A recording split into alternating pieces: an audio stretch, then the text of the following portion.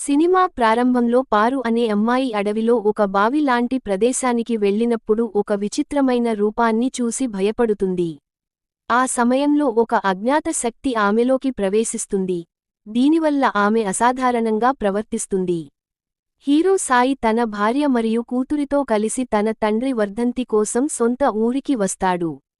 సాయికి దెయ్యాలు, భూతాలపై నమ్మకం ఉండదు మరియు పారుకు దెయ్యం పట్టిందనే విషయాన్ని అతను కొట్టిపారేస్తాడు.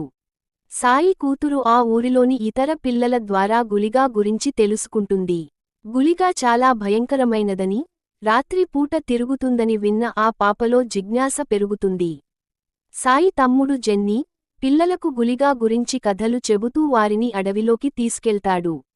అక్కడ వారికి కొన్ని విచిత్రమైన అనుభవాలు ఎదురవుతాయి. రాత్రి సమయంలో సాయిని ఒక మహిళ పిలుస్తున్నట్లు అనిపిస్తుంది. అది మరెవరో కాదు, సాయి చిన్నతనంలో బావిలో పడి చనిపోయిన అతని తల్లి ఆత్మ అని తర్వాత తెలుస్తుంది.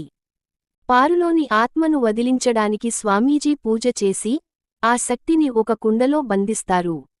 ఆ కుండను సముద్రంలో పడేయడానికి సాయి మరియు అతని కూతురు వెళ్తుండగా, కారు నెట్టే క్రమంలో పాప చేతిలో ఉన్న కుండ కింద పడి పగిలిపోతుంది. దీనివల్ల ఆత్మ మళ్లీ పారు శరీరంలోకి చేరుతుంది. జెన్నీ మరియు పిల్లలను ఒక దిష్టి బొమ్మ వెంటాడి భయపెడుతుంది. దీనివల్ల ఊరిలో భయాందోళనలు పెరుగుతాయి. అడవిలో పెద్ద ఎత్తున పూజ నిర్వహిస్తారు. అక్కడ గుళిగా వేషం వేసిన వ్యక్తి డాన్స్ చేస్తూ కనిపిస్తాడు. గుళిగా, సాయి కూతురి చెవిలో ఒక రహస్యం చెబుతాడు. ఆ దిష్టి బొమ్మను తన ఏరియాలోకి తీసుకువస్తే దానిని అంతం చేస్తానని గుళిగా చెబుతాడు. పాప ఆ దిష్టి బొమ్మను గుళిగా చెప్పిన చోటికి తీసుకెళ్లగా, ఆకాశం నుండి నిప్పు వచ్చి ఆ బొమ్మను, అందులోని ఆత్మను దహనం చేస్తుంది. పారు కూడా మామూలు మనిషి అవుతుంది.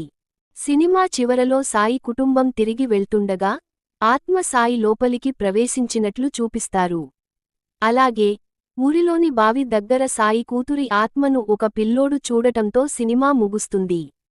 గుళిగా అనేది ఒక రక్షక దైవం. దుష్ట శక్తుల నుండి ప్రజలను కాపాడటానికి గుళిగా ప్రయత్నిస్తుంది.